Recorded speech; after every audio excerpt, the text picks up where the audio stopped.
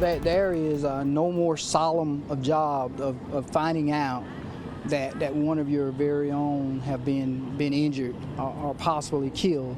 It's a chilling feeling, and so I'm thankful that my officers are okay.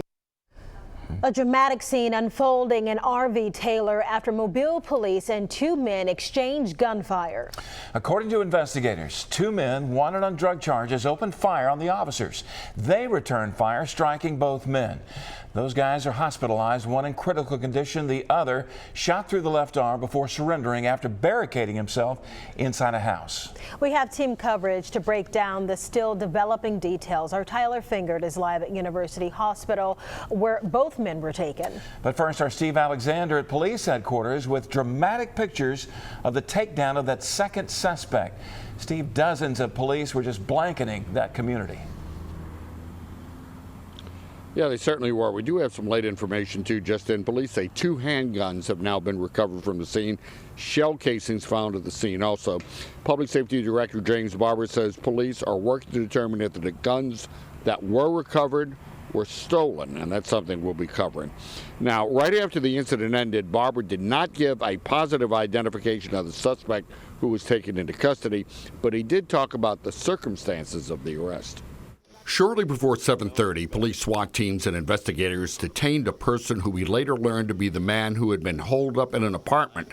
The apartment, police say, where the door was open. The second suspect barricaded himself in one of the residences, but he did eventually surrender. There is a single gunshot wound to this person through and through on the left side. It was narcotics officers that were conducting, I think, a stop on were attempting to when they came under fire. Were you all able to talk them out, or what were the negotiations? Well, we were able to make contact with some close friends of his, and who were exchanging text messages. The phone went dead, so it left us a little bit blind, but we were able to verbalize with him through the open door, and he indicated that he would surrender and then crawled out. How important is that? Very important. In order for a peaceful solution to these types of situations, it's very important that we get the cooperation of these individuals that barricade themselves. You know, I think the police response was phenomenal. You certainly had a large police presence helping us keep an outer perimeter so that we kept everybody out of any line of fire. They kept it safe. Very deliberate, very thoughtful actions by the officers, very patient. And so it took us a little while to resolve this, but we were able to resolve it peacefully, and that's what we want to see happen.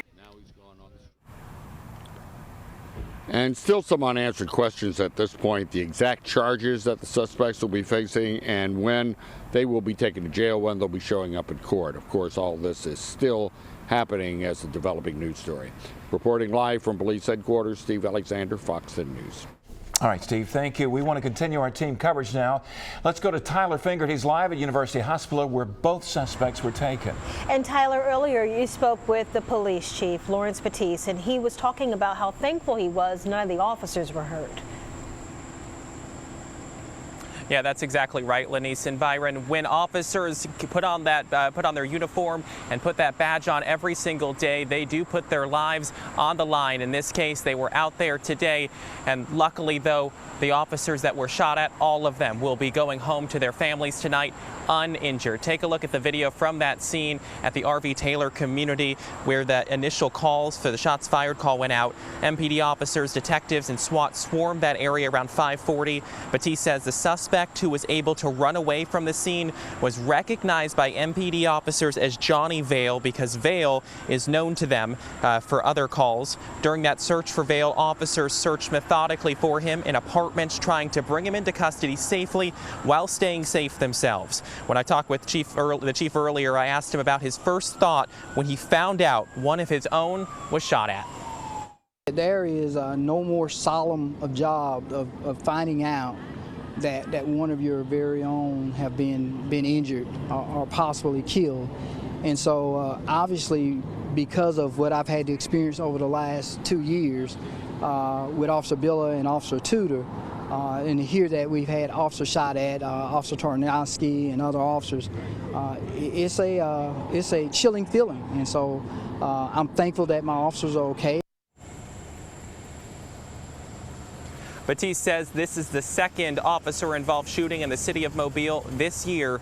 As we come back out here live, Mobile police officers are here at the hospital. The 20-year-old suspect who police haven't identified was in surgery at last check and is in critical condition. The other suspect, Vale, is being treated after being shot as well. Police believe both suspects will survive, and we're told both of them will likely be charged with attempted murder. We're going to continue to follow this story and keep you up to date. For now, live outside University Hospital, Tyler Finger, Fox 10 News.